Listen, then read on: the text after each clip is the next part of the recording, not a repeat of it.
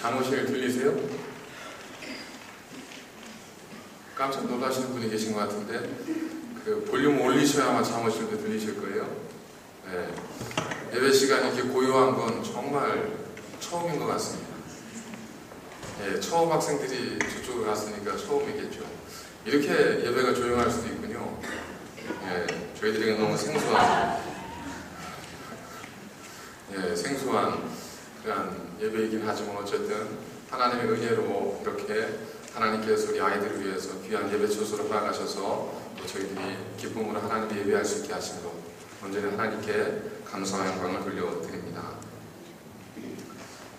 Korea the Impossible Country라고 하는 그런 책이 있습니다. 그 직역을 하면 한국 불가능한 나라라고 하는 그런 책 제목이죠. 한국에서 11년 동안 거주했던 이제 경제 분야에 그 몸을 담고 있었던 이 데니얼 매튜라고 하는 사람이 기록한 책입니다. 이 책 안에는 그가 11년 동안 한국에 거주하면서 그의 눈에 비친 한국, 그의 눈에 드러난 한국을 이 책을 통해서 그 속사를 고스란히 이렇게 다 집필을 해 놓았습니다. 뭐 다 소개드릴 수는 없으니까 한마디로 그 책 전체 내용을 요약을 하면 이제 출판사에서 그 책을 한글로 번역을 하면서 책 제목을 뭐라고 붙였냐면 이렇게 붙였습니다. 기적을 이룬 나라, 기쁨을 잃은 나라. 이 책 제목 속에 사실은 이 앤드류가 보았던, 아니 데니엘이 보았던 그러한 한국의, 그의 눈에 비친 한국의 모든 모습이 다 이 제목 속에 드러나 있습니다. 그의 눈 속의 한국은 예전에는 그냥 뭐 외국인들의 눈에 비친 한국, 자신들이 경험했던 자신들의 나라, 자신의 나라에서 그냥 막연하게 느꼈던 한국은 유명한 게 보이죠? 네, 경제 성장, 그리고 그 무슨 고기, 뭐 이런 것들, 그리고 요즘에는 이제 성형 천국, 뭐 이런 단어들인데 그 눈에 비춰진 한국은 좀 달랐다는 겁니다. 그 눈에 비춰진 한국은 그 유신 독재 시대를 뛰어넘어서 어느 순간 민주주의 사회를 이루어냈고, 그리고 6.25 전쟁을, 한국전쟁을 통한 이 전쟁의 상흔들을 단기간 내에 경제 성장을 통해서 새로운 나라로 만들어 놓은 그런 불가능함을 가능케 한 나라. 그래서 첫 번째 불가능한 나라의 일면은 이와 같이 누구도 할 수 없다고 한 이 불가능한 상황에서 가능성을 만들어낸 한국의 모습을 그가 첫 번째 한국을 불가능한 나라라고 표현했던 일면으로 소개를 하고 있습니다. 두 번째 모습이 있습니다. 그렇게 엄청난 경제 성장과 엄청난 민주주의를 이루어냈지만 그러한 풍요로움 속에도 불구하고 한국에 살고 있는 많은 국민들의 기쁨, 그 마음의 기쁨은 점점 잃어가고 있다는 겁니다. 도무지 만족할 수 없는 나라, 도무지 기뻐하지 않는 나라, 도무지 그 마음의 만족이 채워지지 않는 나라. 그래서 이것을 이 저자는 불가능한 나라, 한국이라고 하는 이 책 속에 이 내용들을 여러 가지를 풀어서, 경험들을 풀어서 고스란히 담아놓고 있습니다. 이런 것들을 보면 우리는 거울을 통해서 우리가 좀 나의 다른 모습을 저희들이 보게 되지 않습니까? 요즘 스마트폰이 생겨남을 통해서 사진들을 많이 찍게 되는데 그 사진을 찍고 나면 꼭 가장 많이 하는 말씀들이 뭐죠? 아우, 사진 이게 왜 이렇게 나왔지? 아우, 너무 안 나왔네? 이런 얘기하면 옆에 계신 분들이 뭐라고 하죠? 잘 나왔어, 그냥. 그대로 나왔어. 이렇게 이야기하지 않습니까? 그게 무슨 뜻이에요? 우리는 보고 싶은 게 있습니다. 그런데 내가 보고 싶은 내 모습이 아니라 어떤 물체를 통해서, 사물을 통해서 우리 모습이 투영되어질 때 그때 우리는 또 다른 우리의 진실을 발견하게 될 수 있다는 겁니다. 왜 모두는 똑같다고 하는데 왜 나만 다르게 느낄까요? 왜 모두는 그냥 그 모습 그대로 나왔다고 하는데 나만 이상하게 나오고, 나만 이 사진은 버려야 될 사진이고, 이 사진은 부끄러운 사진이고, 왜 나만 그럴까요? 우리는 때로 투영되어지는 모습을 통해서 우리의 또 다른 진실을 발견할 수 있습니다.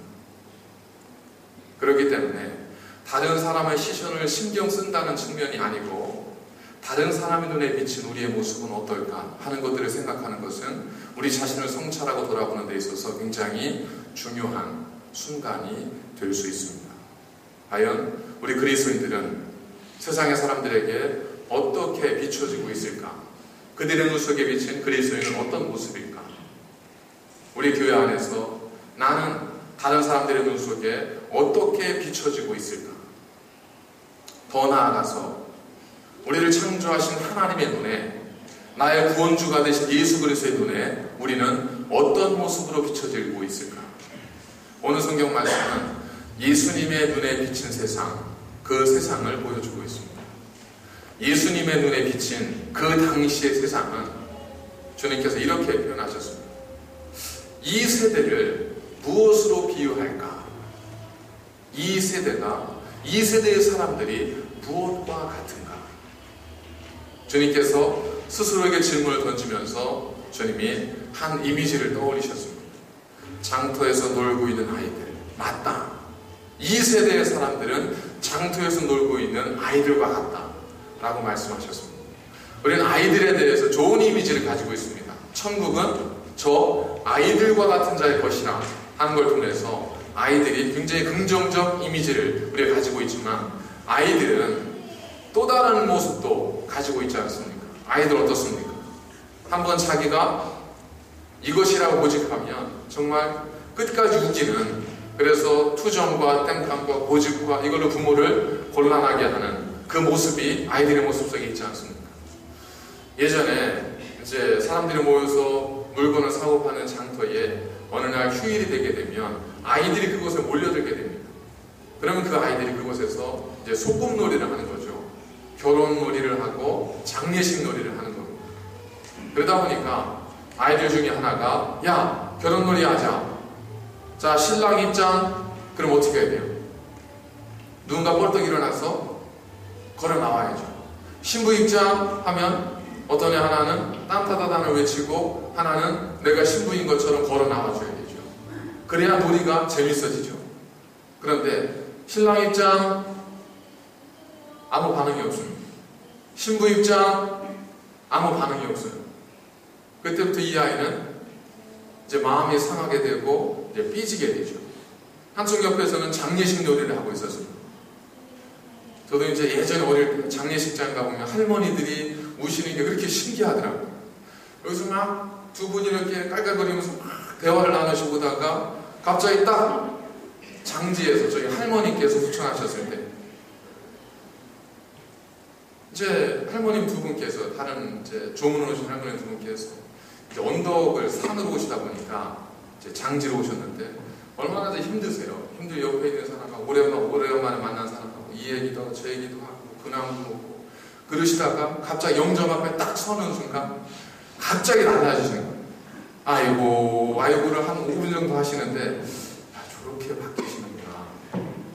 그래서 저희들이 아이들이 그런 걸 따라서 아이고 하면서 놀이를 이렇게 하곤 하지 않습니까? 그럼 옆에서 어떻게 해줘야 되죠? 아이고 하면 옆에서도 누군가가 나도 아이고를 해줘야 돼요. 그래서 저쪽에서는 뭐 또 다른 소리를 내줘야 됩니다. 그래야 이 소리 저 소리가 어울려져서 장례식 놀이가 이제 분위기가 살죠. 근데 나는 아이고 하는데 아무도 장단을 안 맞춰주는 거. 재미가 없죠. 근데 삐지게 됩니다. 그때부터 아이들은 서로, 야, 너 왜 내가 놀자고 하는데 나를 안 놀아줘? 왜 나 안 맞춰줘? 하면서 그때부터 티격태격하기 시작하는 거예요. 그래서 좋았던 분위기가 어느 순간 갑자기 냉랭해지고 변덕스러워지고, 주님께서는 장터에서 놀고 있는 이런 아이들의 모습이 그 시대, 그 세대의 사람들의 모습이다라고 주님께서 이렇게 비유를 하시는 겁니다. 그러니까 한마디로 어떤 모습이에요? 누구의 소리에도 귀담아 듣지 않고, 누구의 아픔도 귀 기울이려 하지 않고 누구의 어떤 말에도 전혀 반응하지 않고 그냥 내 갈 길만 가는 것, 내 생각만 가지고 있는 겁니다. 내 주관만 가지고 사는 겁니다. 그것만이 아니라 그들의 모습 속에는 엄청난 변덕스러움이 있었습니다. 그들 주변에 세례 요한이라고 하는 경건한 유대인이 있었죠. 그는 사막에서, 광야에서 그 가죽의 옷을 입고 메뚜기와 석청을 먹으면서 경건한 삶을 살았습니다. 그는 포도주와 독주를 입에 대지 않았습니다. 그랬더니 그를 바라보는 많은 사람들 가운데 그에게 뭐라고 이야기를 하냐면 저거 귀신 들려서 저래, 이런 이야기를 했거든요. 그러다 그 한 곁에 누가 계셨냐면 예수님이 계십니다. 이분은 세리들과 제이들과 어울리기 위해서 그들의 집을 방문합니다. 그들과 함께 음식을 나누고 포도주를 마셨습니다. 그랬더니 마태의 집을 방문하고 있는 예수님을 향해서 사람들이 뭐라고 하냐면 저 예수님은 음식을 탐하고 포도주를 즐기는 자라, 죄인의 친구라. 죄인의 친구는 뭐예요? 죄인을 친구로 뒀다는 것이 아니라 죄인이다는 거예요. 성경이니까 좀 부드럽게 이렇게 이야기해서 그렇지, 좀 과격하게 얘기하면 저거 욕심 많고 술꾼이다, 이렇게 지금 욕하는 거예요. 만약에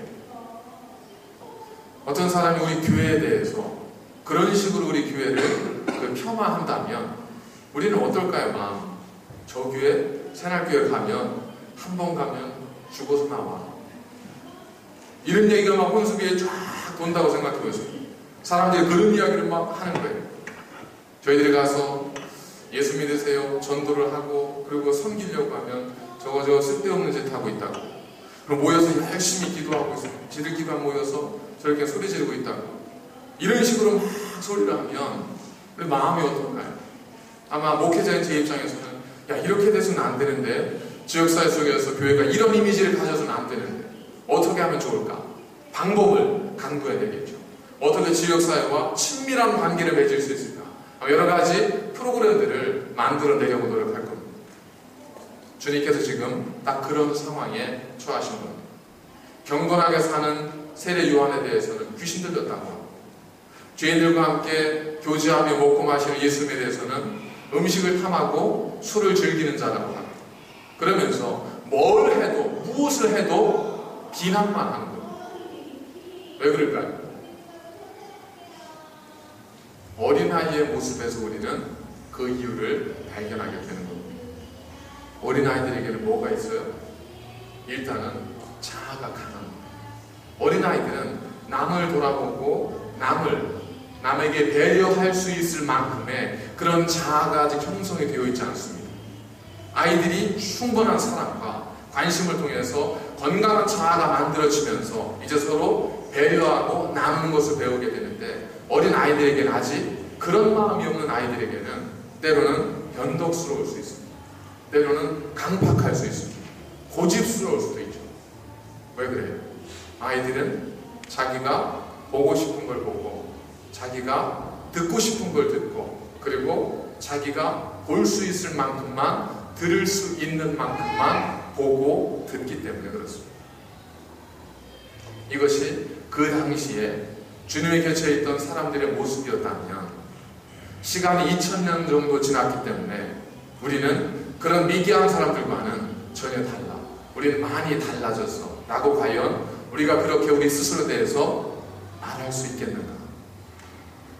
저희들에게도 장터에서 놀고 있는 그런 어린아이와 같은 변덕스러움, 자기 생각 외에는 받아들여야 하지 않는 그러한 강팍함, 그런 모습들이 우리 안에는 없을까? 이것이 주님께서 오늘 우리에게 이 말씀을 던지고 있는 이유.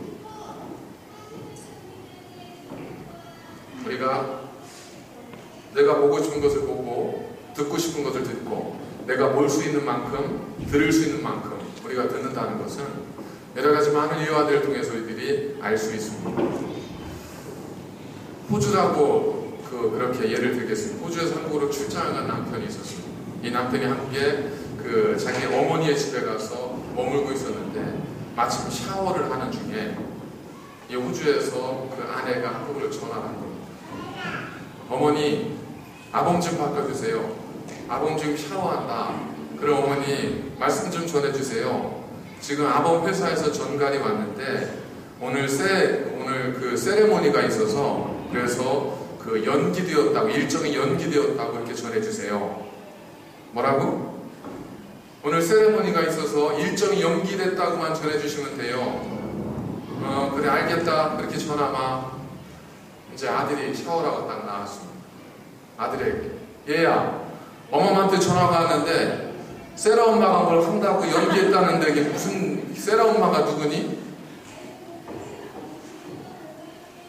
이 남편이 호주를 전해서 뭐라고 했겠습니까? 다시는 어머니 앞에서 영어 쓰지 마. 그랬겠죠. 우리는 들을 수 있는 만큼 듣습니다. 볼 수 있는 만큼 봅니다. 또 듣고 싶은 것을 듣고 보고 싶은 것을 봅니다. 세 사람이 숲속에서 하룻밤을 지내게 되었습니다. 이튿날 아침에 세 사람이 잠에서 깬 다음에 서로 이야기를 나누는 거예요. 야, 어제 정말 환상적이었어. 나는 그렇게 휘황찬란하고 아름다운 달빛은 본 적이 없어. 달빛과 함께 어우러지는 짐승들의 울음소리와 새소리들은 정말 너무 아름다웠어. 그러자 옆에 있던 두 번째 사람이, 야 그래? 나는 이제 끔찍해서 죽는 줄 알았어. 얼마나 달빛이 밝든지 도대체 잠이 와야지. 그리고 왜 귀신 소리 같은 짐승들을 지금 울어대는지 무서워서 혼났네. 세 번째 사람이 얘기합니다. 그런 일이 있었어? 나는 깨보니까 아침이던데. 이 이야기는 한 동화에 나오는 데이비드 마움이라고 쓴 바보는 변했다고 하고 현자는 변하자고 한다 라고 하는 책에 나오는 내용입니다. 똑같은 시간을 보내고 똑같은 밤을 보냈지만 그 밤에 대한 평가는 세 사람이 다 달랐습니다. 무엇이 이토록 다르게 했을까? 환경은 똑같았습니다.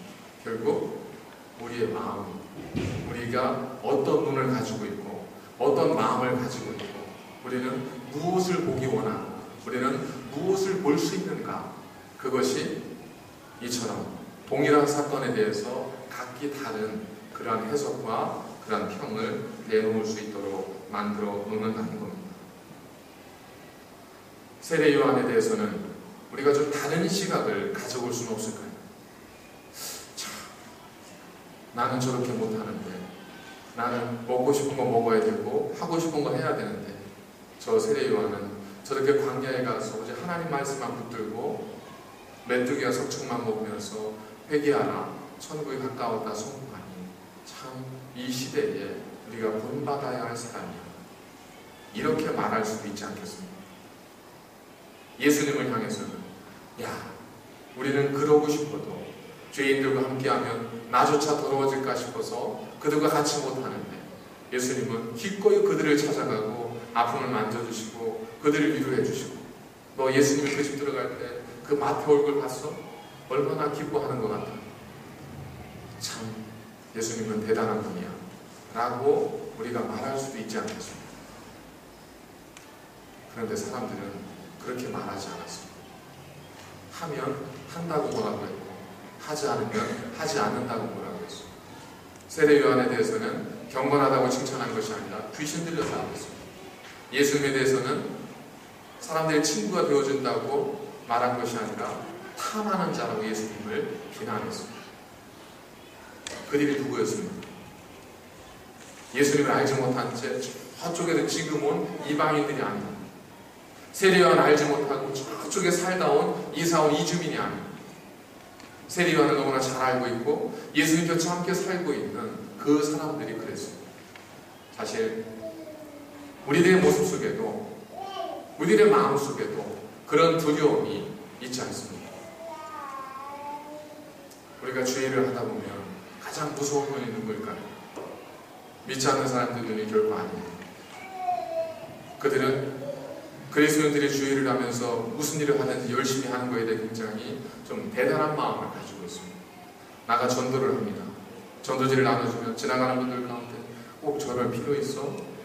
이런 분들 쫓아가보면 대부분 열에 7, 8은 교회 다니시는 분들. 왜 그럴까요? 굳이 말씀드리지 않아도 이유는 우리 마음속에 있지 않습니까? 해야 된다는 건 알지만 하지 못할 경우에 우리는 우리를 보호하기 위해서 비난하게 됩니다. 기도를 열심히 하면 참 열심히 기도하는 분이야 라고 할 수 있으면 좋은데 그렇게 기도만 해서 뭐가 되겠어? 라고 말할 수 있다는 거예요. 왜 그럴까요?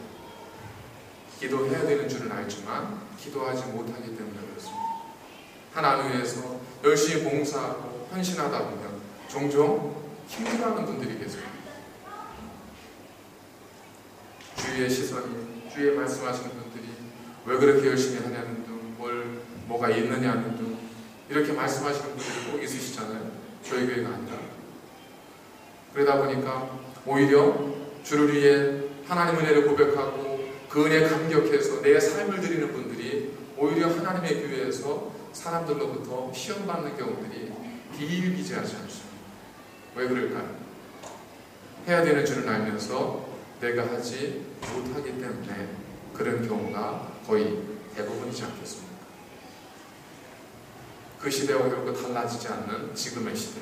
그렇다면 주님께서는 그 문제를 어떻게 해결하고자 하셨을까? 답은 마지막 절 35절에 기록되어 있습니다. 35절 주님께서 뭐라 말씀하시냐면 지혜는 자기의 모든 자녀로 인하여 옳다함을 얻느니라 했습니다. 이게 무슨 말인가 사실 딱히 쉽게 이해가 되지는 않습니다. 잠언 지혜문학서에 보면 지혜를 가리켜서 의인화시켜서 표현하는 경우들이 참 많습니다. 그래서 마치 지혜가 사람인 것처럼 그렇게 지혜를 의인화시켜서 표현하는 그런 성구들이 많이 있는데 오늘 말씀에 나와 있는 지혜도 모든 지혜와 지식의 근원이신 예수 그리스도, 바로 예수 그리스도를 의미하는 것으로 신학자들은 해석을 합니다. 자, 그렇다면 어떤 의미가 되냐면 예수 그리스도는 자기의 모든 자녀로 인하여 옳다함을 얻는다라는 말이 됩니다. 이게 무슨 뜻일까요? 사람들이 예수님에 대해서 비난하고 예수님에 대해서 음식을 탐하고 술을 즐기는 자로 비난하고 예수님에 대해서 굉장한 비판을 가합니다. 예수님은 거기에 대해서 나 그렇지 않아, 나 절대 그런 사람 아니야 라고 말하지 않았다는 겁니다. 그렇게 말씀하려고도 하지 않았습니다. 한마디만 하십니다. 나는 나의 모든 자녀들로 인하여 옳다 인정을 받게 될 것이다.